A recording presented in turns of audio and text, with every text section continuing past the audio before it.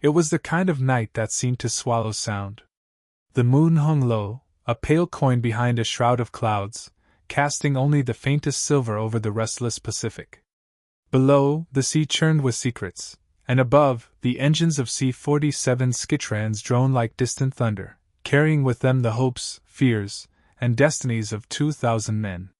These were the paratroopers of the 503rd Parachute Infantry Regiment, America's Rock Regiment, and they were about to leap into the unknown. The year was 1945.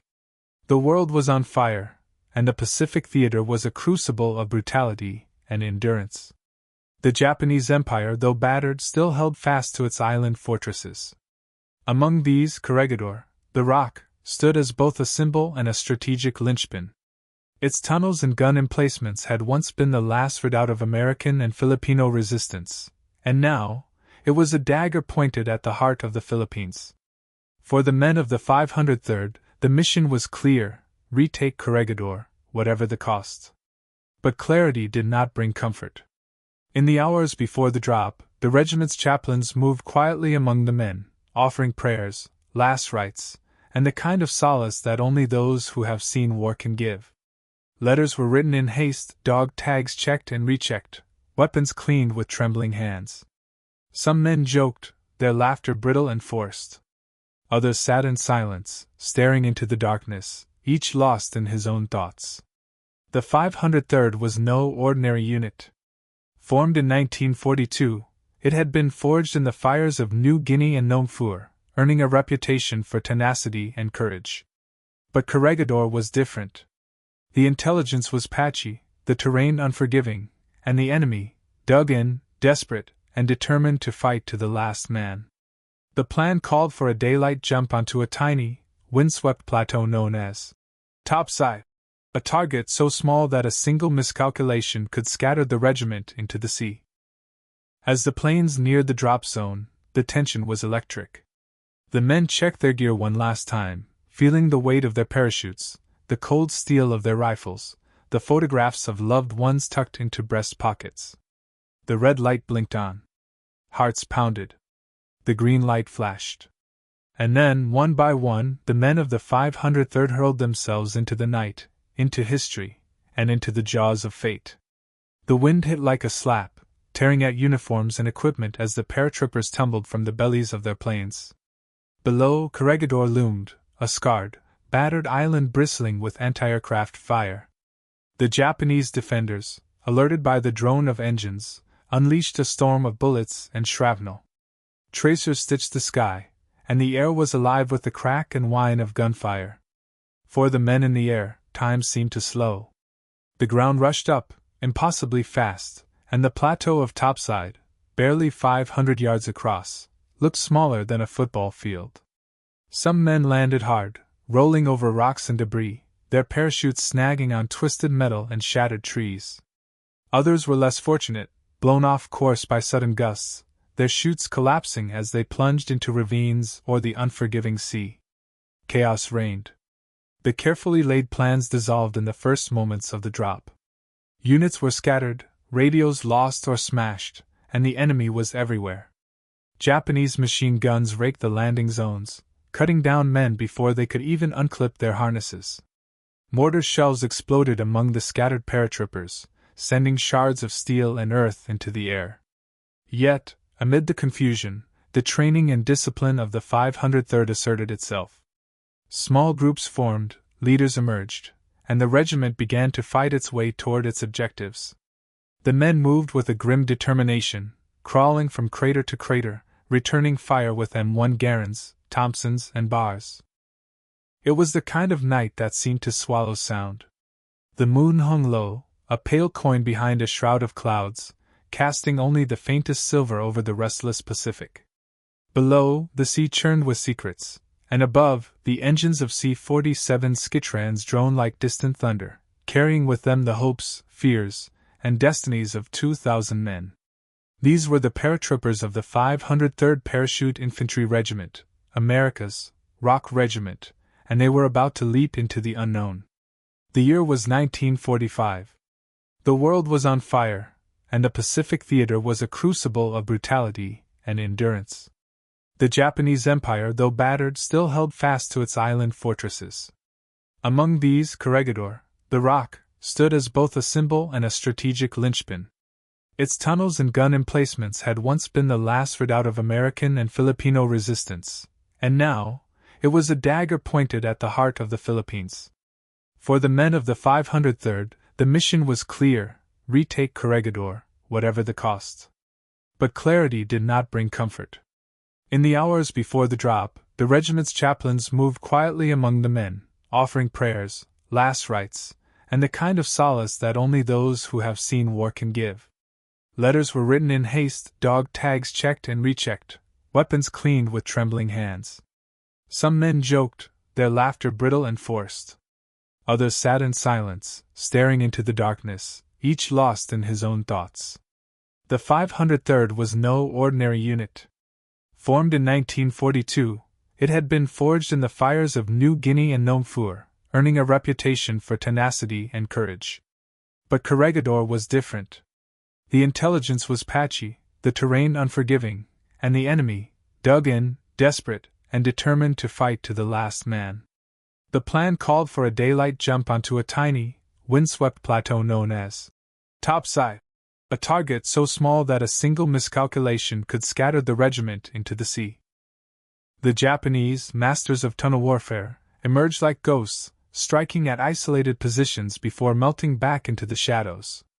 For the men of the 503rd, sleep was a luxury they could not afford. Foxholes became tombs. Every rustle, every whisper of wind, could be the prelude to an attack. The paratroopers huddled together, weapons at the ready, nerves stretched to the breaking point. Some men prayed, others cursed, and all waited for the dawn. The wounded suffered in silence, their cries muffled by the need for secrecy. Medics moved from hole to hole, risking their lives to bring morphine and water to the dying. Supplies were running low, and the promise of reinforcements seemed distant and uncertain. Yet, even in the darkness, there were moments of courage and humanity. Men shared what little they had: water, cigarettes, a whispered word of encouragement. Bonds were forged in the crucible of combat, and the spirit of the regiment endured. As the hours dragged on, the Japanese attacks intensified. Grenades rolled into foxholes, and machine gun fire swept the lines. The paratroopers responded with equal ferocity, holding their ground against impossible odds. The island became a charnel house, the air thick with the smell of blood and death. But the 503rd did not break. They fought on, inch by inch, yard by yard, determined to hold the rock until dawn broke. When the first pale light of dawn crept over the battered ridges of Corregidor, it revealed a landscape transformed by violence. The once proud fortifications were now little more than shattered concrete and scorched earth. The air was heavy with the acrid tang of cordite, mingled with the metallic scent of blood and the faint, sickly sweetness of death. For the men of the 503rd, the new day brought no relief, only the grim tally of survival.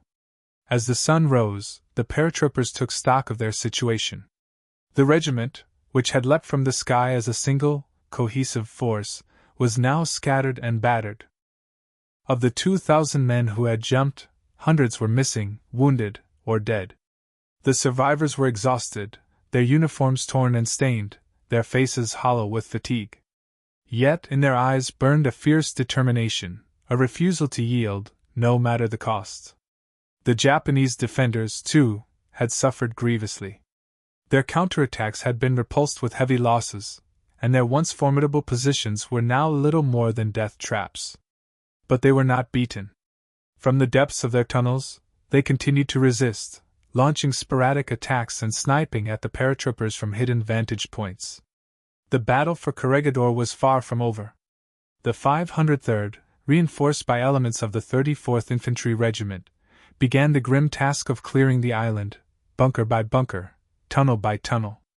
It was a slow, brutal process, fought at close quarters in the darkness beneath the rock. Flamethrowers and satchel charges became the tools of survival, as the paratroopers rooted out the last pockets of resistance. For many, the most harrowing moments came not in the heat of battle, but in the aftermath. The wounded cried out for help, their voices echoing through the shattered corridors. Medics worked tirelessly, their hands slick with blood, their faces set in grim determination. The dead lay where they had fallen, their sacrifice a silent testament to the cost of victory. Yet, amid the horror, there were moments of hope. The arrival of reinforcements brought fresh supplies and the promise of relief. The regimental chaplains moved among the men, offering comfort and prayers for the fallen.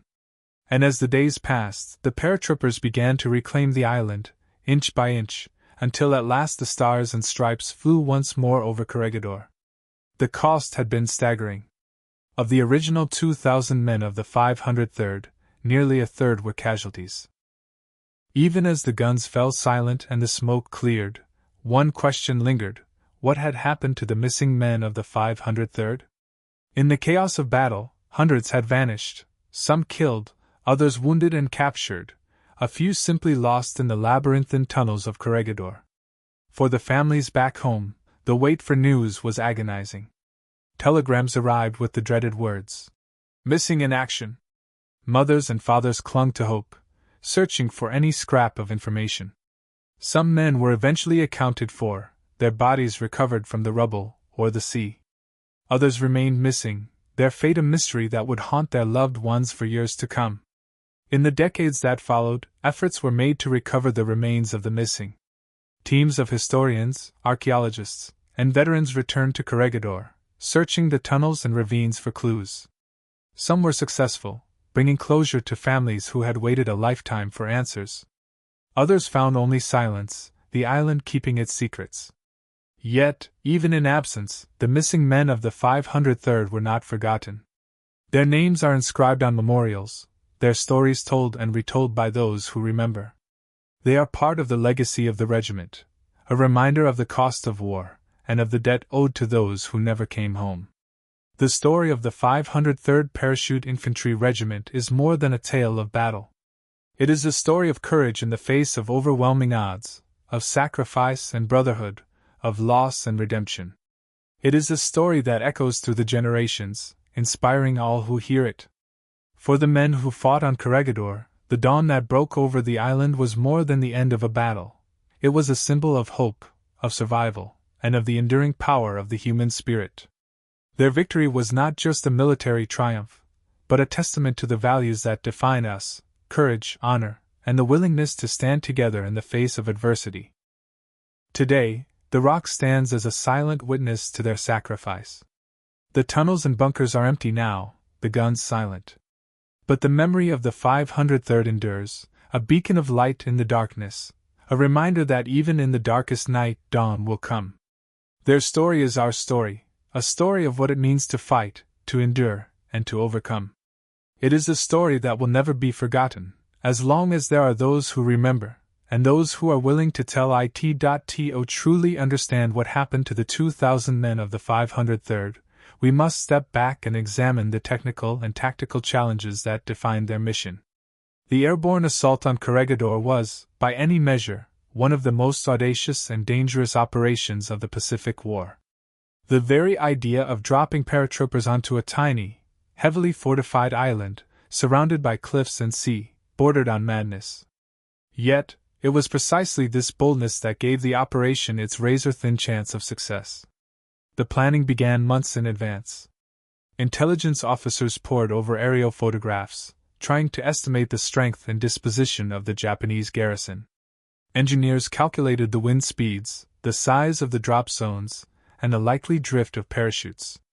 The men of the 503rd trained relentlessly, practicing jumps onto ever smaller targets, learning to land in tight formations, to regroup under fire, to fight as soon as their boots hit the ground. The C-47 Skytrans that carried them were workhorses of the Allied air forces, but they were not invulnerable. Each plane carried a stick of paratroopers, packed tight with gear and weapons. The pilots flew low and fast, braving anti-aircraft fire and treacherous winds. The jump itself was a moment of pure chaos, men tumbling into the void, chutes snapping open, bullets whistling past. The drop zones on Corregidor were barely adequate. Topside, the main plateau, was littered with debris and craters. The wind was unpredictable, swirling around the cliffs and sending many paratroopers off course. Some landed in the open, exposed to enemy fire. Others crashed into trees, buildings, or the jagged rocks that lined the island's edges. A few were blown into the sea, their fates sealed by the unforgiving currents. Despite these obstacles, the 503rd adapted with remarkable speed. Small units formed up, leaders took charge, and the regiment began to move toward its objectives. The technical skill and discipline required to regroup under such conditions cannot be overstated. Radios were often lost or destroyed in the jump, forcing men to rely on hand signals, whistles, and sheer instinct. The ability to improvise, to adapt and overcome, was the difference between life and death. The Japanese defenders, for their part, were formidable opponents. They had spent years fortifying Corregidor, digging tunnels and bunkers, laying mines and booby traps. Their machine guns and mortars were zeroed in on the likely landing zones, and their snipers were experts at picking off exposed targets. The paratroopers faced not just a determined enemy, but an environment designed to kill. Yet, in the face of these challenges, the 503rd pressed on. Their technical proficiency, their training, and their courage turned what could have been a disaster into a hard-fought victory. The battle for Corregidor was a testament to the power of preparation, innovation, and sheer will. Behind every statistic, every casualty report, there is a human story. The battle for Corregidor was not fought by faceless soldiers, but by men with hopes, dreams, and families waiting anxiously back home. Their experiences, recorded in letters, diaries, and after-action reports, offer a window into the reality of combat, a reality that is at once brutal and deeply human. Private First Class James, Jimmy, O'Malley was one of the first to hit the ground on topside. In his last letter home, written the night before the jump, he told his mother not to worry, that he would be careful, that he would see her soon. He landed hard, breaking his ankle, but refused evacuation. Crawling on hands and knees, he joined his squad in clearing a Japanese bunker, saving the lives of his comrades before he was finally pulled to safety. Sergeant William Bill Ramirez, a squad leader from Texas, was separated from his unit during the drop. Alone and under fire, he rallied a group of scattered paratroopers, leading them in a counterattack that blunted a Japanese assault. His actions earned him the Silver Star, but he never spoke of his heroism. "I just did what needed to be done," he would later say. "We all did." Corpsman Harold Doc Kim was everywhere at once, it seemed, moving from one wounded man to the next, his medical kit running low, his hands shaking with exhaustion. He patched wounds with strips of parachute silk, improvised tourniquets from rifle slings, and whispered words of comfort to the dying. For many, his presence was the difference between life and death. Not all stories ended in survival. Lieutenant Robert Bobby Hayes, a platoon leader, was last seen leading his men into a tunnel complex, determined to root out the enemy. He never returned. His body was never found, and his name is among those inscribed on the memorial to the missing. These stories, and countless others like them, are the true legacy of the 503rd. They remind us that war is not just a matter of strategy and tactics, but of individual courage and sacrifice. The men who fought on Corregidor were ordinary Americans, thrust into extraordinary circumstances. Their actions, their choices, and their sacrifices shaped the course of history. To understand the full scope of the battle, we must also consider the perspective of the Japanese defenders. For them, Corregidor was not just a strategic outpost, but a symbol of honor and duty. Many of the soldiers stationed on the island were veterans of earlier campaigns, hardened by years of war and determined to fight to the last. The Japanese garrison, commanded by Colonel Akira Itagaki, numbered around 6,700 men at the start of the battle. They were well armed, well supplied, and deeply entrenched. Their orders were clear: hold Corregidor at all costs, deny the Americans a foothold, and if necessary, die in place. The arrival of the 503rd was a shock. The Japanese had expected an amphibious assault, not an airborne one. The sudden appearance of paratroopers on topside threw their defenses into chaos. Yet they responded with characteristic ferocity, launching immediate counterattacks and using their knowledge of the island's tunnels to strike from unexpected directions. For the Japanese soldiers, the battle was a test of endurance and resolve. Many fought on despite wounds, hunger, and the certainty of defeat. Some committed suicide rather than surrender, a reflection of the Bushido code that shaped their worldview. Others, trapped in the tunnels, died of starvation or suffocation as the Americans sealed the exits. In the aftermath, only a handful of Japanese soldiers survived to be taken prisoner. The rest perished, their bodies entombed in the very fortifications they had built. For the survivors of the 503rd, the memory of their enemy's determination was a sobering reminder of the cost of war.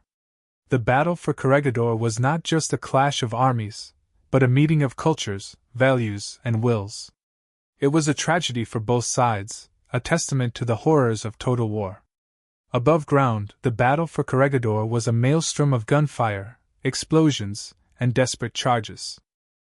But beneath the shattered surface, another war raged, a war fought in darkness, in the suffocating heat and stench of the island's labyrinthine tunnels.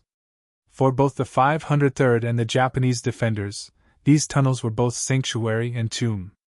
The Malinta Tunnel, the island's main artery, was a feat of engineering, over 800 feet long, with dozens of lateral branches carved deep into the volcanic rock. Originally built as a bomb-proof shelter and command center, it had become a fortress within a fortress. The Japanese had expanded and fortified the tunnel system, stockpiling ammunition, food, and water, and preparing for a siege that would test the limits of human endurance. For the paratroopers, entering the tunnels was an act of pure courage. The darkness was absolute, broken only by the flicker of flashlights and the muzzle flashes of gunfire. The air was thick with dust and the smell of cordite, and every step was fraught with danger. Booby traps and tripwires lurked in the shadows, and the enemy could be anywhere, behind a corner, in a side passage, or waiting in ambush. Clearing the tunnels was slow, brutal work. Flamethrowers and satchel charges were used to flush out defenders, but the Japanese fought with fanatical determination, often choosing death over surrender. The paratroopers advanced yard by yard, their nerves stretched to the breaking point. The screams of the wounded echoed through the darkness, mingling with the roar of explosions and the rattle of gunfire. For the Japanese, the tunnels were both refuge and prison. Cut off from the surface, running low on supplies, and facing certain defeat, many chose to die in place rather than face capture. Some committed suicide, others fought to the last bullet, and a few attempted desperate breakouts, only to be cut down by the waiting Americans. The battle below ground was a microcosm of the larger struggle, a contest of wills, fought in the most unforgiving conditions imaginable. For those who survived, the memory of the tunnels would haunt them for the rest of their lives. As the fighting on Corregidor ground on, the true cost of victory became painfully clear. The 503rd had landed with nearly 2,000 men. By the time the island was secured, over 500 were dead, wounded, or missing. The survivors were physically and emotionally exhausted, their bodies battered, their spirits tested to the limit. The casualty lists told only part of the story. For every man killed or wounded, there were dozens more who carried invisible scars, memories of friends lost, of horrors witnessed, of moments when death seemed only a heartbeat away. The medics and chaplains did what they could, but some wounds could not be healed. Yet, amid the suffering, there were moments of extraordinary resilience. Men who had lost everything found the strength to go on, driven by a sense of duty to their comrades and to the mission. Acts of heroism, both great and small, were commonplace, men risking their lives to save the wounded, to bring up ammunition, to hold a position against impossible odds. The bonds forged in battle were unbreakable. For the men of the 503rd, the experience of Corregidor would define them for the rest of their lives. They had faced the worst that war could offer, and they had endured. Back in the United States, news of the battle for Corregidor electrified the nation. The fall of the island in 1942 had been a bitter blow, a symbol of defeat and humiliation. Its recapture was hailed as a turning point, a sign that the tide of war had truly turned in the Allies' favor. Newspapers splashed headlines across their front pages. Corregidor recaptured! Paratroopers take the rock! Photographs of grim-faced soldiers, battered but victorious, became icons of American resilience.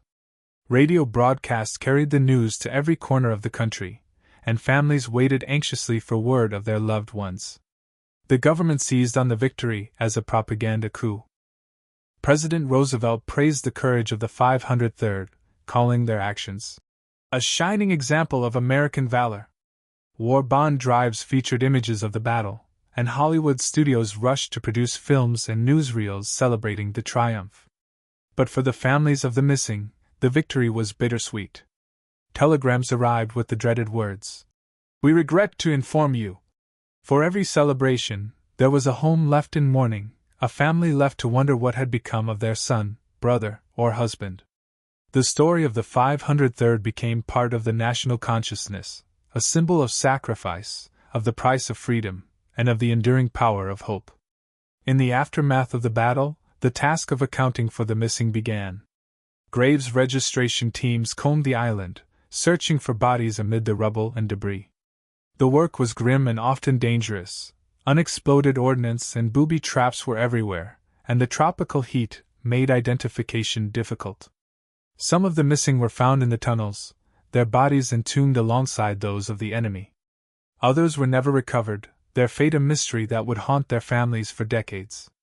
The names of the missing were inscribed on memorials, their sacrifice honored but never fully understood. In the years that followed, veterans and historians returned to Corregidor, determined to uncover the truth. They mapped the tunnels, interviewed survivors, and pieced together the story of what had happened in those desperate days. For some families, the search brought closure, a set of dog tags, a letter, a grave to visit. For others, the questions remained. The process of remembrance was not just about honoring the dead, but about coming to terms with the past. For the men of the 503rd, the battle for Corregidor was both a source of pride and a burden. They had accomplished the impossible, but at a terrible cost. Reconciliation, too, was part of the legacy.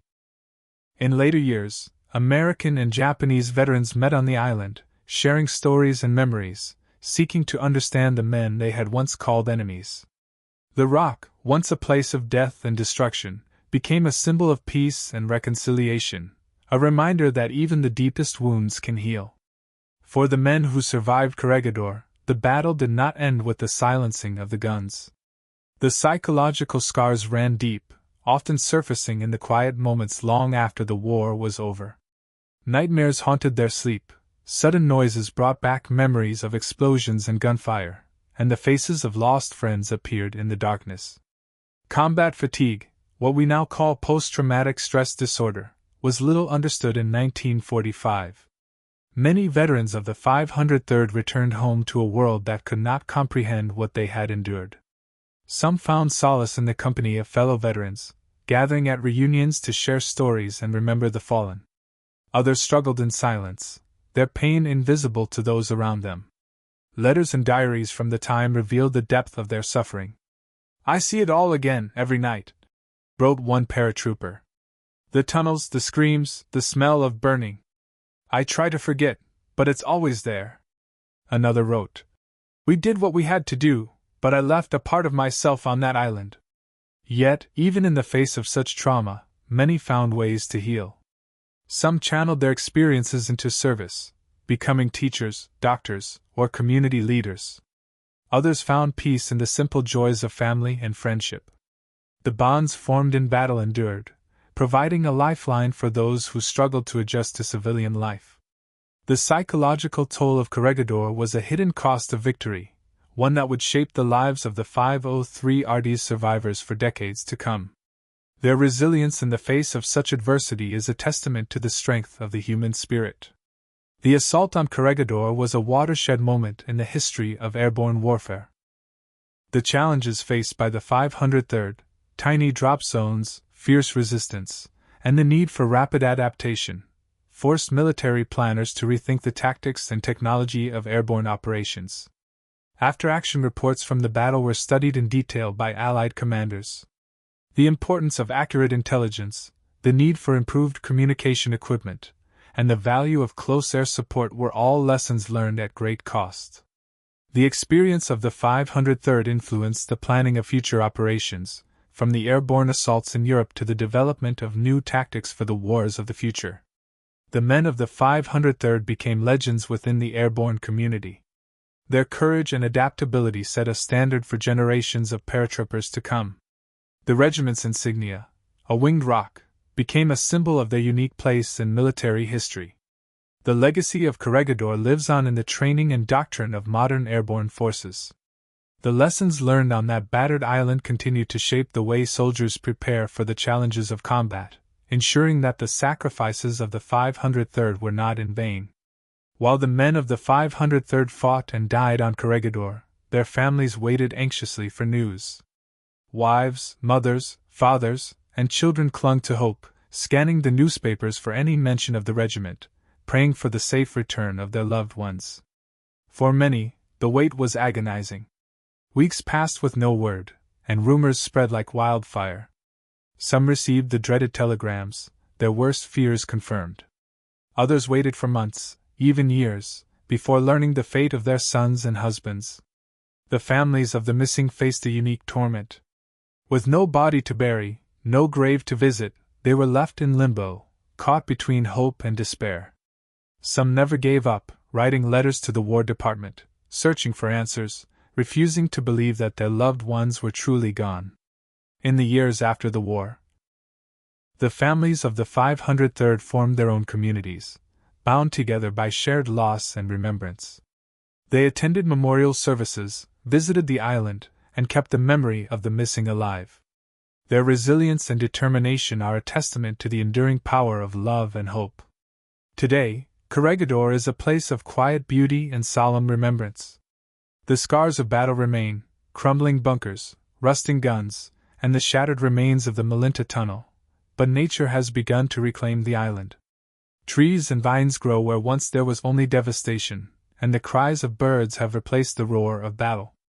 Visitors from around the world come to pay their respects, to walk the paths once trod by the men of the 503rd, and to reflect on the sacrifices made in the name of freedom. Memorials dot the landscape, plaques, statues, and the names of the fallen inscribed in stone. For veterans and their families, a visit to Corregidor is a pilgrimage, a chance to honor the past, to remember the friends who never came home, and to find a measure of peace. For others, it is a lesson in history, a reminder of the cost of war and the value of peace. The story of the 503rd is woven into the fabric of the island, a testament to the courage and sacrifice of those who fought and died there. Their legacy endures, not just in the monuments and memorials, but in the hearts of all who remember. As the years pass, the ranks of the 503rd grow thinner. The survivors gather less frequently now, their numbers dwindling with each passing year. Yet, the memory of Corregidor remains as vivid as ever, a touchstone for those who were there, and a beacon for those who came after. At each reunion, the names of the fallen are read aloud, a final roll call for the men who gave their lives on the rock. The ceremony is simple, but deeply moving. As each name is spoken, a bell tolls, and the silence that follows is a reminder of the debt owed to those who never returned. For the families of the missing, the roll call is both a moment of sorrow and of pride. Their loved ones are not forgotten, their sacrifice is honored, their memory cherished. The story of the 503rd is not just a tale of loss, but of enduring love and remembrance. The legacy of the 503rd Parachute Infantry Regiment and their ordeal on Corregidor did not fade with the end of World War II. Instead, it became a touchstone for generations of soldiers, a story told in airborne schools, military academies, and among the ranks of those who would follow in their footsteps. The rock became a symbol not only of victory, but of the unbreakable will of the paratrooper. In the decades that followed, the lessons of Corregidor were woven into the fabric of military training. The importance of adaptability, the necessity of small unit leadership, and the value of brotherhood under fire became core tenets of airborne doctrine. The 503RD's experience was studied by military historians and tacticians, its successes and failures dissected in classrooms and war colleges. The regiment's insignia, a winged rock, remains a powerful emblem, worn with pride by those who serve in airborne units. It is a reminder that courage is not the absence of fear, but the determination to act in spite of it. The story of the 503rd is invoked in times of hardship, a rallying cry for those who face impossible odds. Modern paratroopers, whether jumping into training exercises or real-world combat zones, carry with them the spirit of the men who leapt into the unknown over Corregidor. Their example endures, a living legacy that continues to inspire and instruct. For the men of the 503rd, the bonds forged in the crucible of Corregidor lasted a lifetime. The shared experience of combat, the knowledge that each man's survival depended on the courage and skill of his comrades, created a brotherhood that transcended the boundaries of time and distance. Reunions became sacred rituals, opportunities to reconnect, to remember, and to honor the fallen. Stories were told and retold, laughter and tears mingling as memories of the rock were brought to life. For many, these gatherings were a lifeline, a chance to find understanding and acceptance among those who had shared the same trials. The brotherhood of the 503rd extended beyond the regiment itself. It included the families who waited and worried, the medics and chaplains who tended the wounded, and the communities that welcomed the survivors home. It was a bond built on sacrifice, on shared hardship, and on the unspoken promise to never forget. As the years passed and the number of survivors dwindled, the responsibility of remembrance was passed to the next generation. Sons and daughters, grandchildren and great-grandchildren, took up the mantle, ensuring that the story of the 503rd would not be lost to history. In interviews and memoirs, the veterans of the 503rd often struggled to articulate the meaning of their sacrifice. For some, it was a matter of duty, a job that needed to be done, no matter the cost. For others, it was about loyalty to their comrades, the unbreakable bond that held them together in the face of unimaginable danger. Many spoke of the sense of purpose they found in the regiment, the pride they felt in being part of something larger than themselves. "We were just kids," one veteran recalled. "But we did something that mattered. We made a difference." Yet there was also a sense of loss, a recognition that the price of victory was measured in lives cut short, in dreams unfulfilled, in the pain carried by those who survived. The veterans of the 503rd did not see themselves as heroes. They were ordinary men, thrust into extraordinary circumstances, doing their best to survive and to protect each other. Their reflections are a powerful reminder of the true cost of war, and of the enduring value of courage, sacrifice, and brotherhood. Today, Corregidor stands as a living memorial to the men of the 503rd and to all who fought and died there. The island is preserved as a national shrine, its ruins and monuments a testament to the courage and sacrifice of those who came before. Each year, ceremonies are held to honor the fallen. Wreaths are laid, prayers are offered, and the names of the missing are read aloud. Veterans and their families gather to remember, to mourn, and to celebrate the enduring spirit of the regiment. The story of the 503rd is taught in schools, recounted in books and documentaries, and shared among military communities around the world. It is a story that transcends borders and generations, a reminder that the values of courage, sacrifice, and brotherhood are universal. For those who visit Corregidor, the experience is both humbling and inspiring. The silence of the tunnels, the sweep of the windswept plateau, the sight of the American flag flying over the ruins, all serve as reminders of the price paid for freedom, and of the enduring power of memory. As dawn broke over Corregidor on that fateful day in 1945, the men of the 503rd emerged from the darkness, battered but unbroken. Their victory was not just a military triumph, but a testament to the resilience of the human spirit. The story of the lost 2,000 men of the 503rd Parachute Regiment is a story of courage in the face of overwhelming odds, of sacrifice and brotherhood, of loss and redemption. It is a story that continues to inspire, to teach, and to remind us of the true meaning of heroism. In the end, the legacy of the 503rd is not just found in the history books or on the monuments of Corregidor. It lives on in the hearts of those who remember, in the values they embody, and in the promise that, even in the darkest night, dawn will come. Their story is our story, a story of what it means to fight, to endure, and to overcome. It is a story that will never be forgotten, as long as there are those who remember, and those who are willing to tell it. As the sun rises over Corregidor today, Its golden light falls on a landscape forever changed by the events of February 1945. The battered gun emplacements, the silent tunnels, and the windswept parade grounds are more than relics. They are silent witnesses to the courage and sacrifice of the 503rd Parachute Infantry Regiment. For those who walk these grounds, the past is never far away. Every stone, every shadow, every echo in the tunnels is a reminder of the men who fought, bled, and died here. But the story of the 503rd is not just the tale of the past. It is a living lesson for the present and the future. In a world still marked by conflict and uncertainty, the example set by these men endures. Their willingness to face the unknown, to adapt in the face of chaos, and to stand together against overwhelming odds remains as relevant today as it was in 1945. Military leaders and historians continue to study the battle for Corregidor, drawing lessons in leadership, innovation, and resilience.